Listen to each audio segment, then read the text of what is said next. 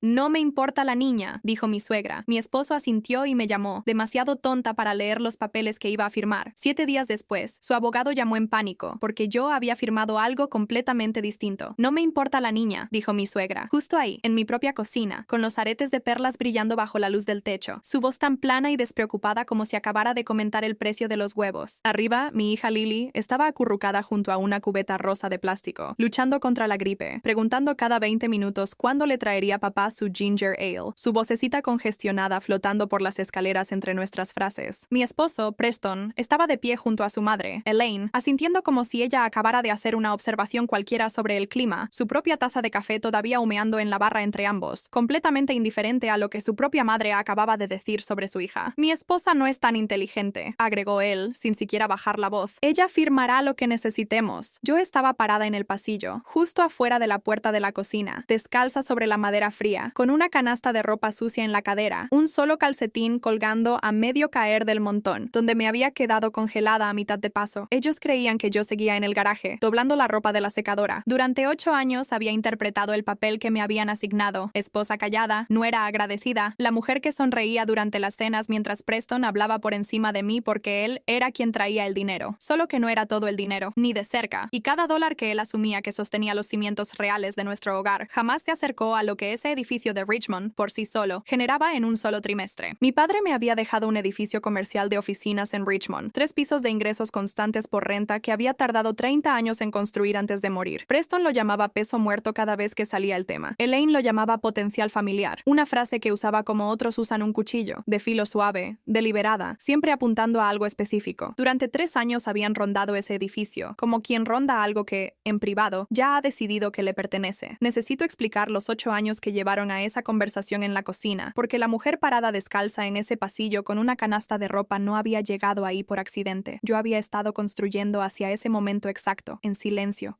durante más tiempo del que ninguno de los dos jamás sospechó. Me llamo Mara Whitmore. Tengo 36 años. Y me casé con Preston a los 28, 3 años antes de que mi padre falleciera y me dejara el edificio de Richmond libre de deudas, con la escritura transferida únicamente a mi nombre a través de un fideicomiso, que él había creado específicamente, según me dijo su abogado en aquel momento, por si alguien alguna vez asumía que los bienes de una mujer casada le pertenecían automáticamente a su esposo. Mi padre había manejado su propio despacho contable durante 30 años, cuidadoso y discreto, de la misma manera en que después entendí que yo había aprendido de él sin siquiera intentarlo conscientemente. A los 28 años no entendía del todo por qué mi padre había insistido en ese lenguaje tan específico, sentada frente al escritorio de su abogado mientras mi flamante esposo esperaba en el vestíbulo, sin ser invitado a esa conversación en particular. Lo entendí por completo. 8 años después, parada descalza en ese pasillo, Preston trabajaba como director regional de ventas para una empresa manufacturera de tamaño mediano, con un sueldo genuinamente bueno que trataba, en cada conversación sobre nuestras finanzas, como si fuera el cimiento entero de nuestro hogar. Yo dejaba que lo creyera, la mayoría de las veces, porque corregirlo siempre parecía costar más de lo que valía. Una voz alzada, una semana de mal humor, las llamadas de reproche de Elaine sobre cómo yo minaba la confianza de mi esposo frente a colegas o amigos. Durante años me dije que no era nada. Los matrimonios tienen sus propios sistemas climáticos internos. Cada pareja maneja el ego y el dinero de forma distinta, y yo no quería ser la esposa que llevaba la cuenta de quién pagó qué, como si fuera un libro contable en lugar de una sociedad. Preston mencionaba mi edificio en casi cada cena que dábamos, siempre como si fuera broma, el pequeño edificio de oficinas de mi esposa, dicho con una risita pequeña e indulgente, mientras inversionistas y colegas asentían educadamente y yo rellenaba en silencio los vasos de agua alrededor de la mesa, sonriendo de esa manera específica y ensayada que había perfeccionado a lo largo de años de cenas exactamente iguales, una sonrisa que no me costaba nada dar y que ahora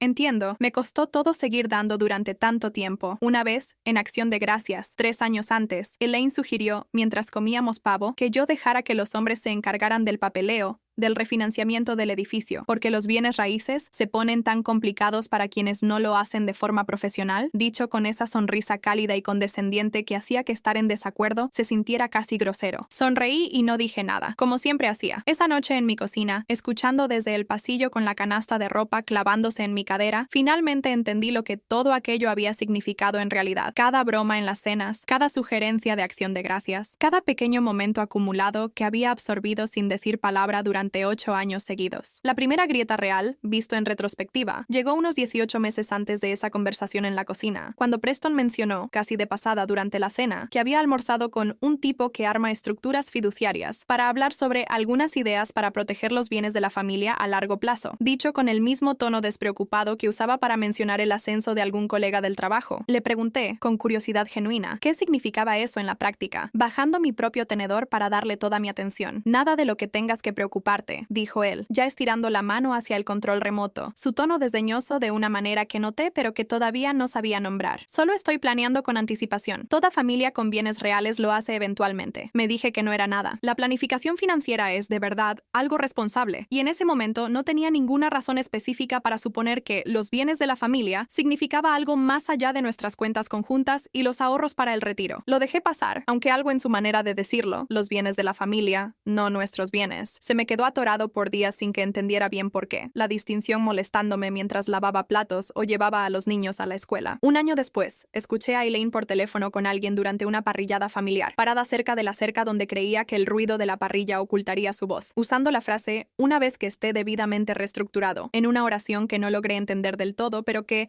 de todos modos, me hizo un nudo en el estómago. La frialdad clínica específica de su tono en contraste con los platos de papel y la limonada a nuestro alrededor. Le pregunté directamente, esa misma tarde, ya que se habían ido los últimos invitados, de qué había estado hablando. Solo hablaba de planificación patrimonial con mi propio abogado, querida, dijo, sonriendo con esa sonrisa particular que reservaba para los momentos en que consideraba cerrada la conversación, ya volteándose de nuevo hacia la mesa de postres. Nada que te concierna. Me dije que no era nada. Elaine tenía sus propios bienes considerables, su propio abogado, sus propias razones legítimas para conversaciones patrimoniales que no tenían nada que ver conmigo. Lo dejé pasar, aunque comencé, sin del todo articular por qué ni siquiera para mí misma, a guardar copias más cuidadosas de cada documento relacionado con el edificio de Richmond en una caja ignífuga en casa de mi hermana, en lugar del archivero compartido en nuestra casa, una pequeña precaución que en ese momento se sentía vagamente paranoica y vagamente desleal. 6 meses antes de esa conversación en la cocina, Preston me preguntó, de la nada,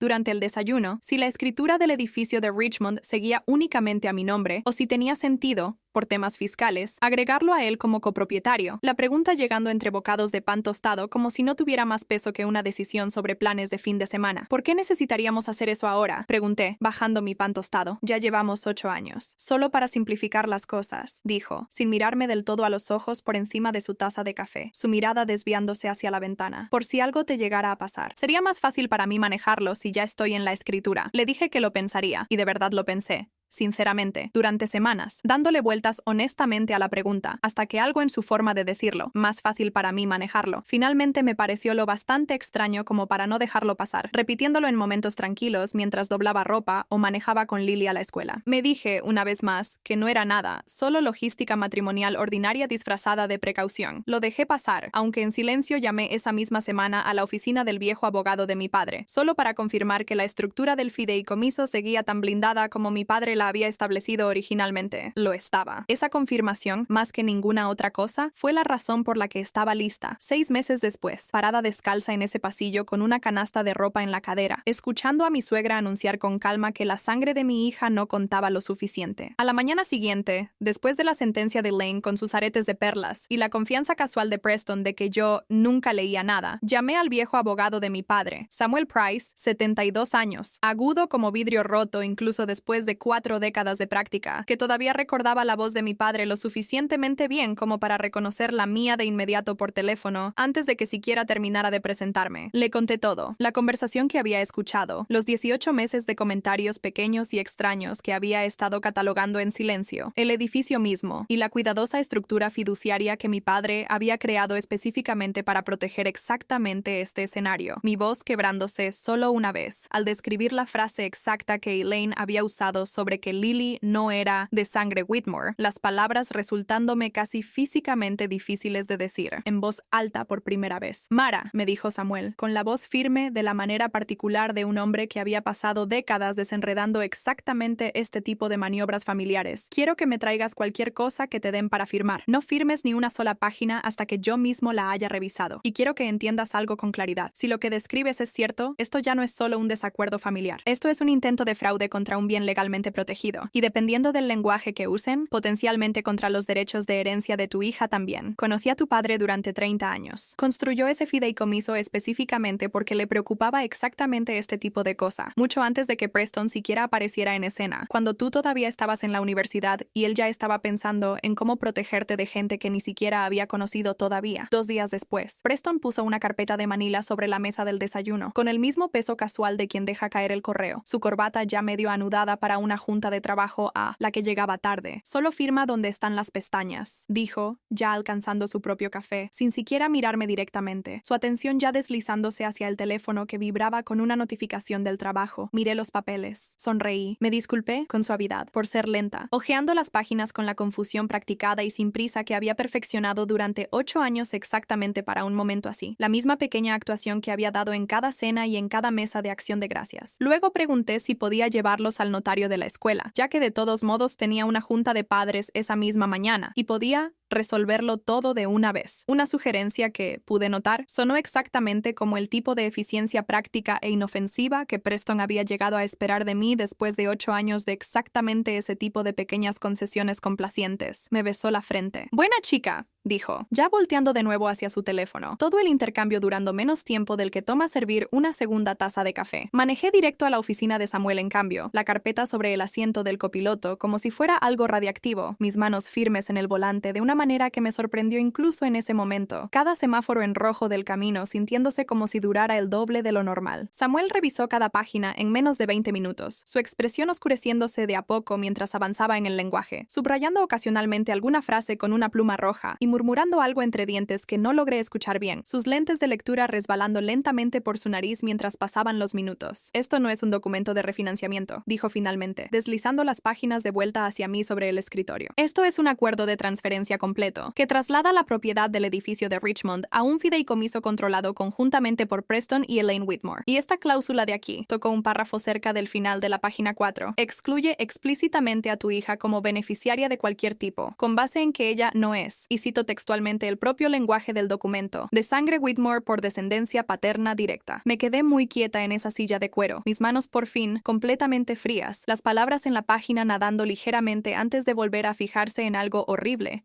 e inconfundiblemente claro, mi propio reflejo apenas visible en la ventana oscura detrás del escritorio de Samuel, una mujer que apenas reconocía en ese momento exacto. «Lo escribieron», dije, «en un documento legal real, con sus nombres en él, en un lenguaje que claramente asumieron que nadie más que su propio abogado se molestaría en leer con cuidado. La gente con demasiada confianza en su propia astucia suele hacer eso», dijo Samuel, cerrando su pluma roja con un pequeño clic preciso, dejándola junto a la carpeta con la calma deliberada de un hombre que había visto este mismo error muchas veces antes. Suele ser su peor error. La arrogancia deja rastro en papel, siempre. Yo tenía, según el cálculo cuidadoso del propio Samuel, exactamente una oportunidad para esto. La cita con el notario ya programada para esa misma tarde. Preston esperando recibir de vuelta, para la cena, un acuerdo de transferencia firmado y notariado, sin ninguna ventana realista para retrasarlo sin despertar sus sospechas, sin ninguna excusa plausible que pudiera inventar de último momento que no se desmoronara ante el más mínimo escrutinio. Mis manos no temblaban sentada en la oficina de Samuel, lo cual me sorprendió incluso en el momento. Una calma extraña y enfocada en su lugar. La misma firmeza que imagino describen los soldados justo antes de que llegue algo para lo que se han entrenado. Lo que me mantenía el pulso acelerado no era el miedo a que Preston descubriera el cambio antes de la cita con el notario. Era el terror, casi paternal, de imaginar la cara de Lily si todo esto en verdad funcionaba como Preston y Elaine pretendían. Una niña de 9 años excluida explícita y formalmente de una herencia porque su sangre no era la correcta. Una frase que todavía no lograba procesar del todo incluso horas después de leerla por primera vez. Samuel trabajó toda la noche, me contó después, redactando el documento que en realidad llegaría al notario en lugar del que Preston había preparado. Una declaración jurada, adjunta a un aviso de preservación registrado, que detallaba coerción financiera, fraude y conspiración contra los derechos de herencia de una menor, cada hecho verificado y cruzado contra el propio lenguaje incriminatorio del acuerdo de transferencia, cada línea de firma coincidiendo, con precisión, exactamente con las pestañas que el propio Preston me había marcado, de modo que, desde afuera, nada en el proceso de firma se viera distinto en absoluto. Me dijo que casi no había dormido, trabajando en su propia mesa de cocina con 3 copias separadas del documento original extendidas sobre su comedor, revisando y volviendo a revisar cada cláusula contra el lenguaje de la declaración jurada hasta que salió el sol. Era esa noche o nunca, en el sentido más literal. Samuel había explicado con claridad que, una vez que el documento original de Preston fuera realmente notariado y presentado, deshacer una transferencia ya completada sería exponencialmente más difícil y requeriría un litigio que podría prolongarse durante años mientras los derechos de Lily quedaban en un limbo legal todo ese tiempo, atrapados exactamente en el tipo de proceso costoso y prolongado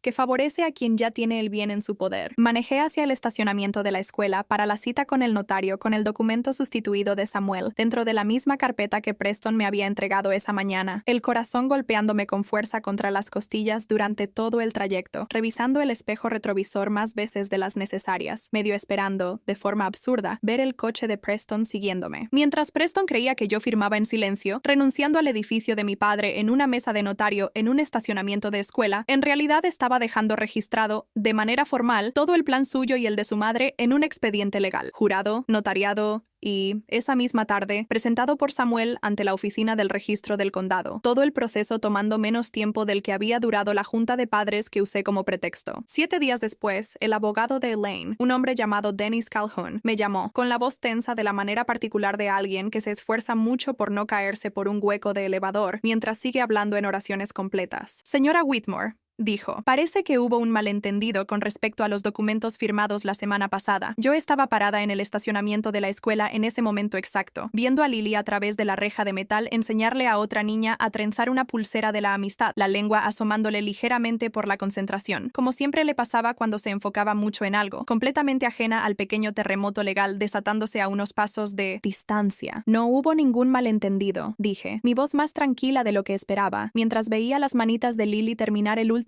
nudo de la pulsera a través de la reja. Una pausa en la línea, lo suficientemente larga como para escucharlo respirar. Le recomiendo firmemente que no haga acusaciones, señora Whitmore. No hice una acusación, señor Calhoun. Firmé una declaración jurada de hechos. Bajo juramento, ante un notario con licencia. Usted debería conocer la diferencia mejor que la mayoría de la gente, exhaló audiblemente, el sonido crepitando levemente por el altavoz del teléfono. ¿De dónde sacó ese documento? De mi abogado. ¿Quién la representa? Samuel Price. El silencio que siguió fue, de verdad, casi hermoso de habitar. Todos en los círculos legales de Richmond conocían al parecer a Samuel Price. 40 años dedicados, según lo que el propio Samuel me dijo después con una sonrisa seca y satisfecha, a desmantelar a gente que confunde la riqueza con la inteligencia. Ustedes pasaron 8 años diciéndome lo que era demasiado tonta para entender, dije en voz baja, viendo a Lily atar la pulsera terminada y admirarla en la muñeca de su amiga, las 2 niñas ya riéndose de algo que no tenía nada que ver con la conversación que ocurría en mi oído, su alegría fácil, un extraño y reconfortante contrapunto a todo lo que se desmoronaba del otro lado de la línea. Resulta que entendí todo, solo estaba esperando la carpeta correcta. Señora Whitmore, dijo Denise, su voz compuesta finalmente quebrándose por primera vez en toda la llamada, el pulido profesional deslizándose de forma audible. Necesito entender exactamente qué fue lo que usted presentó. Le va a llegar una copia, dije, mi voz firme y definitiva. Al tribunal también. La declaración jurada que Samuel presentó desató una investigación formal por fraude civil en cuestión de un mes, a cargo de una abogada de delitos financieros de la Fiscalía del Condado llamada Renata Okafor, con 18 años de práctica, quien confirmó, después de revisar todo el expediente documental, que el intento de transferencia constituía motivos claros, tanto para un litigio por fraude civil como para una posible remisión penal por conspiración, dado el intento explícito y por escrito de defraudar a una menor de sus derechos de herencia, específicamente por su ascendencia. Renata me dijo, en nuestra primera reunión, deslizando una copia impresa de la cláusula de exclusión sobre su escritorio con una línea resaltada, marcando lo peor de todo, que ese lenguaje específico, la frase exacta sobre la sangre Whitmore, probablemente sería la pieza de evidencia más dañina de todo el caso, precisamente porque Preston y Elaine habían estado tan seguros de que nadie la leería jamás antes de firmar. El caso civil de Preston y Elaine se resolvió 18 meses después, bastante antes antes de llegar a juicio, una vez que el propio proceso de investigación de su abogado sacó a la luz toda la historia del plan, los 18 meses de pequeñas y cuidadosas maniobras que yo había documentado en silencio, la conversación sobre la estructuración del fideicomiso, la llamada telefónica de Elaine en la parrillada, todo corroborando la presentación original de Samuel mucho más a fondo, de lo que ninguno de los dos jamás habría anticipado que pudiera producir una esposa no tan inteligente. Dennis Calhoun, según supe después a través de los propios contactos profesionales de Samuel, renunció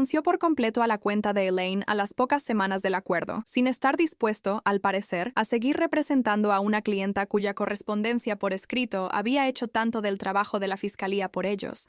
Un detalle pequeño y satisfactorio que Samuel me contó después, tomando café, con una diversión apenas disimulada. Asistí a una de las audiencias de conciliación yo misma, por sugerencia de Samuel, sentada en silencio al extremo de una larga mesa de conferencias, mientras Elaine, vestida con un traje gris en lugar de sus perlas habituales, evitó mirarme por completo durante casi 2 horas. Fue lo más cercano a la satisfacción que me permití en todo el proceso. No triunfo, exactamente, solo una sensación tranquila y asentada de que la verdad finalmente, por completo, había alcanzado a una mujer que había pasado años asumiendo que nunca lo haría. Preston y yo nos divorciamos la primavera siguiente. Conservé la propiedad total y no disputada del edificio de Richmond, y el acuerdo final de custodia del tribunal, dada la evidencia documentada de la intención declarada de Preston respecto a los derechos de herencia de Lily, me otorgó la custodia física principal con visitas generosas pero claramente estructuradas. La jueza de familia, revisando la presentación original de Samuel, junto con el proceso de divorcio, señaló específicamente en su fallo que la disposición demostrada de un padre a excluir formalmente a una hija de una herencia por su ascendencia planteaba preocupaciones legítimas dignas de considerarse en la propia determinación de custodia. Preston ve a Lily cada 2 fines de semana ahora, una relación que honestamente me he esforzado en no envenenar de mi parte, sin importar lo que en privado piense del hombre que una vez le dijo a su propia madre que yo no era tan inteligente, mientras yo estaba a 3 metros de distancia con una canasta de ropa en la cadera, escuchando cada palabra. Elaine y yo no hemos hablado desde el día en que Dennis Calhoun me llamó en ese estacionamiento. No imagino que volvamos a hacerlo, y he hecho una especie de paz tranquila con ese silencio en particular, uno de los pocos silencios en mi vida que he elegido completamente por mi propia cuenta, distinto. Me recuerdo a veces de todos los silencios que alguna vez entregué libremente en cenas y mesas de acción de gracias, sin que jamás me pidieran que los cediera. El edificio de Richmond sigue generando el mismo ingreso constante por renta de siempre, y desde entonces lo he ampliado. Una segunda propiedad del año pasado, comprada enteramente a mi propio nombre, con Samuel, ahora de 74 años, y según dicen, todavía tan agudo como el vidrio roto, redactando él mismo cada documento antes de que yo firme una sola página. A veces bromea diciendo que me he convertido en su clienta favorita precisamente porque ahora leo cada línea 2 veces antes de que él siquiera termine de explicármela. Un cumplido que he llegado a atesorar más que la mayoría.